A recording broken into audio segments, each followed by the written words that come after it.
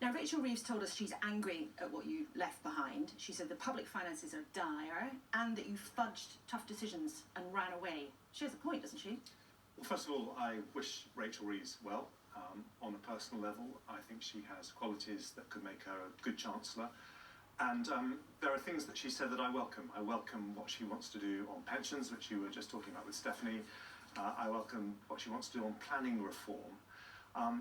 But what is absolute nonsense is this business of the worst economic inheritance since the Second World War. I mean, you only need to look at the last time a government changed hands between parties in 2010. Compared to then, inflation is nearly half what it was. We had markets collapsing. Now we have the fastest growth in the G7. We have unemployment nearly half what it was then. It's a very transformed picture, and I think the reason that she's doing this is that she wants to lay the ground for tax rises. Now, perfectly legitimate for a new government to come in and say they want to spend more and tax more. Every Labour government in history has done that, but she should have been honest about that before the election, rather than trying to spring it on us after the election. Hang on, but you're trying to suggest what she might do, and we don't have a crystal ball, but just to pick you up on that, you know, government debt is the highest it has been since 1962. Government debt is nearly at the same size of the whole of the economy. The unemployment rate actually recently has started ticking up again. Economic inactivity has started ticking up again, so people not in work who could be. And all of our viewers this morning, Jeremy Hunt, know that in the last few years, under successive Conservative governments, the economy has been bumping along the bottom and people have felt terribly hard up. So you're not going to sit here this morning, surely, and say, actually, what you left behind was all peaches and cream? Not at all. We faced in the last 14 years 3 massive global shocks. The pandemic, the energy shock, clearing up after the financial crisis. And despite those pressures, we grew faster than France, Germany, Italy, Japan, many other similar countries. Only in some of the very recent figures. I mean, everybody watching this morning, I just want to make this clear, everybody knows, and Stephanie was telling us at the beginning, that under Conservatives for 14 years, the economy has had some very fundamental problems and bumped along the bottom, and there are lots of problems that you didn't fix. I'm sorry, Laura, but I just do need to correct you there, without wanting to relitigate all the debates we had in the election. But since 2014, since 2010, when we had all those shocks, all those things we had to cope with, we have grown faster than France or Germany or Italy or Japan, many other similar countries. And when you talk about public finances, which you spend a lot of time talking to Rachel Reeves about, all chancellors have to manage pressures in public finances. That is part of the job. But when Conservatives came to office in 2010, we had a deficit of nearly 12% of GDP. It is now just over 4%, and indeed it's predicted to turn into a surplus in just 4 years. So I don't pretend it's easy. It's never easy being Chancellor, particularly not after a pandemic and an energy shock. But the reason that we're getting all this spin about this terrible economic inheritance is because Labour wants to raise taxes. So you think it is spin? And yes, it is. And if they wanted to raise taxes, all the numbers were crystal clear before the election. They had the Office for Budget Responsibility telling them those numbers. They should have levelled with the British public and said that, like every other Labour government, we want to increase spending and increase tax to pay for it. You were criticising them for guessing something that they would do, but Rachel Reeves' claims is that you went to the country early was because you knew the problems were coming down the track and you didn't want to deal with them. The teachers' pay review, for example, was sitting on the Education Secretary's desk for a few months. We know that. What was going on in prisons, we know the former Justice Secretary, your old colleague Alex Chalk, was begging the Prime Minister to do something more radical about it, and he didn't do it. He refused. You hadn't paid out for the infected blood scandal, which is going to be a huge bill. Isn't there a case that you were actually quite happy to let things sit and rot because you knew that you would leave it for somebody else to clean up? Laura, you have interviewed me on many occasions over the years, and you can criticise me for many things, but not taking tough and difficult decisions is one thing I don't think people would level at me. When I this is about leaving things behind. Well, I'm very happy to tell you what we inherited and what we left behind, and I've just said that compared to the inheritance that we had in 2010, this is a transformed picture, albeit with many challenges. But when I became Chancellor, I had to put up taxes by £20 billion. I had to cut spending plans by £30 billion. The story, I think, of the last 18 months is of a government that has taken very But you had difficult to do that decisions. because of the misadventures of a Conservative Prime Minister who was only in charge for just over 40 days and created absolute mayhem.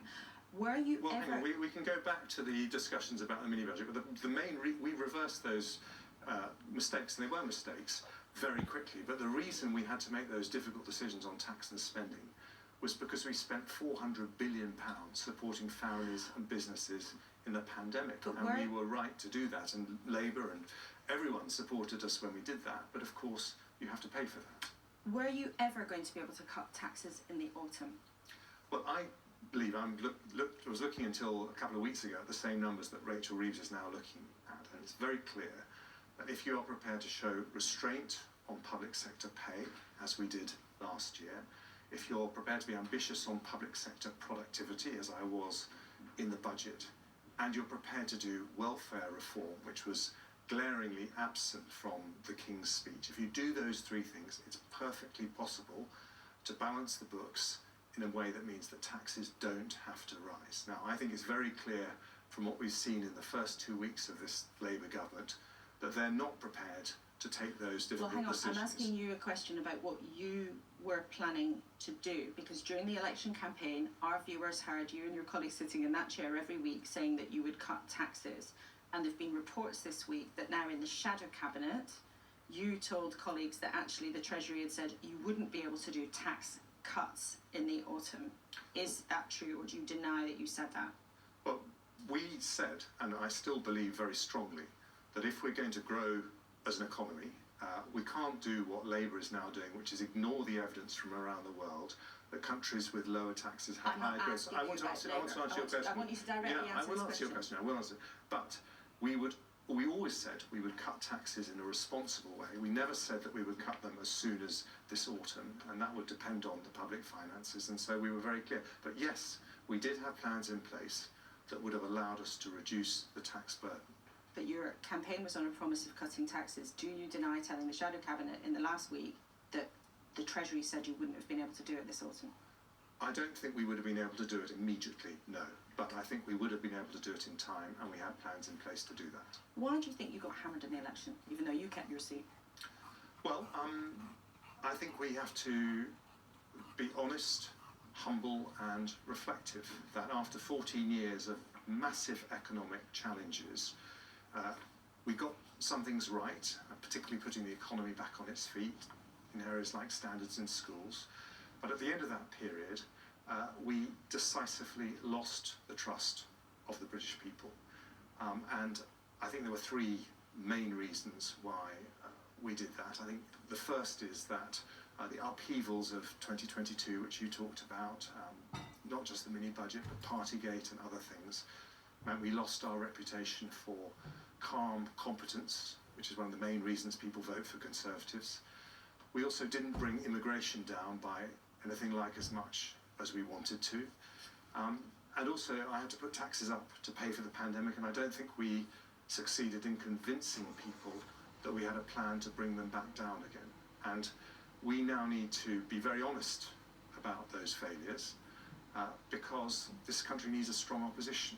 And I think you can see already from Labour's first 2 weeks, if I just give you one example, they scrapped the Rwanda plan, and we've already had more than 1,500 people arriving on small boats. As they also were when the Rwanda plan was existing. But we had, it's no, but I interesting think that the you point said is... there, but I want to talk about what happened in the party, because you've given three very clear reasons: the chaos under Johnson and Truss, Partygate, a failure to tackle immigration, and a failure also to acknowledge why you had to put taxes up so much and to persuade people that you were going to bring them down. Isn't there also the way in which the party handled all of this? Because I think for many of our viewers, and we see this from our inbox every week, just became fed up by you squabbling in public, concentrating on yourselves rather than the country.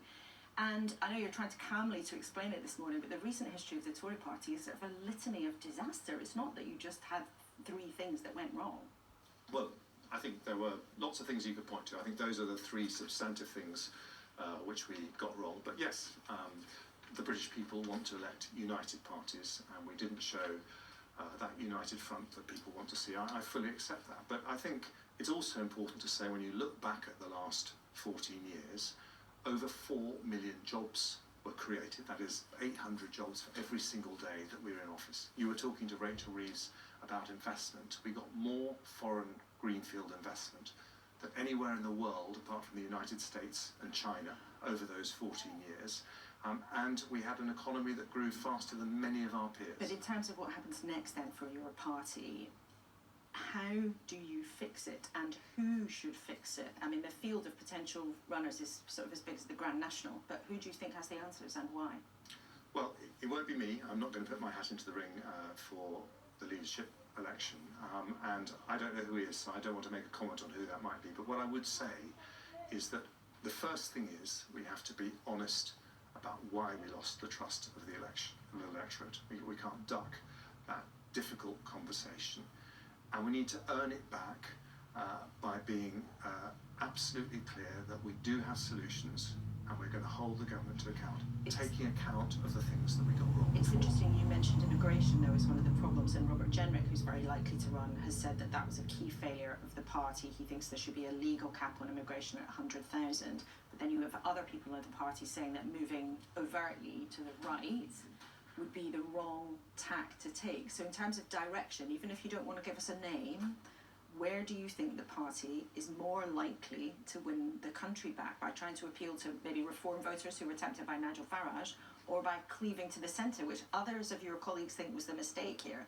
Well, in a two-party system in the UK, as we have, elections are always run from the centre ground. But I think the really interesting question is, what is the centre ground in British politics? And I think ordinary, decent British families want controls on migration. They want the government to show restraint on spending and keep taxes down. They want welfare to be reformed so it's fair to people who get up early in the morning and work hard. I think that is the centre ground. That is where the Conservatives should be, and we need to carve out a position that does that, but reflects honestly on the fact that we didn't get everything right, and we need to be open about why we didn't get everything right, and that is the way we'll give people confidence that we'll be able to do things differently going forward. At the moment, the party can't even agree how the leadership race is to be run, but do you think there needs to be a new leader in place by the party conference in October? What I would say is I understand the arguments in both directions on that, but this time next year, the only thing that will matter is not whether we had a new leader in place by October or December, but whether we have the right leader in place, someone who can earn back that trust that we lost. And so I think if we need to, we absolutely should take our time. And you did many big jobs in government, not just as the Chancellor. Health Secretary was one of them, and during that time you were responsible for preparing for the pandemics.